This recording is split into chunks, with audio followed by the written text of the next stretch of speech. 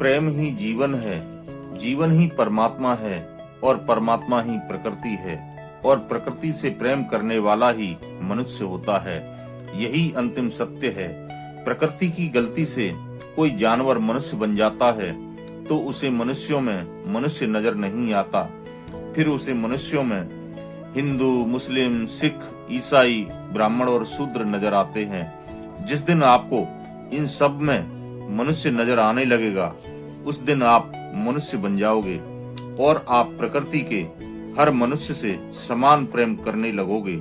कुछ समय पूर्व प्रकृति की कृपा से मैं भी मनुष्य बन गया और मेरा धीरे धीरे तीसरा नेत्र खुलने लगा और मैं धीरे धीरे पीछे के जीवन में जाने लगा।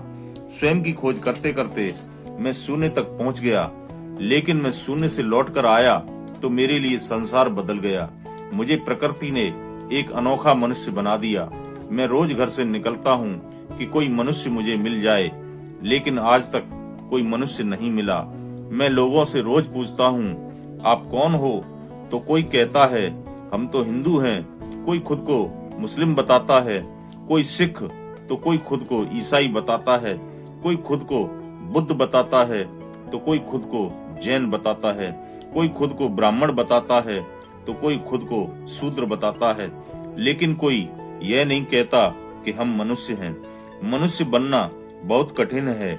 जिस दिन आप मनुष्य बन जाओगे तो आप चारों तरफ स्वयं को देखोगे।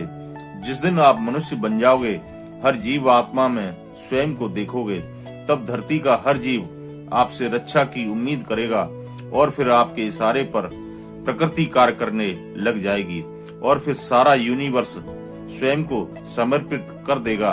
फिर आप बिना चले ब्रह्मांड में कहीं भी जा सकते हो, क्योंकि आप मनुष्य बन चुके हो, क्योंकि आप प्रकृति से प्रेम करते हो।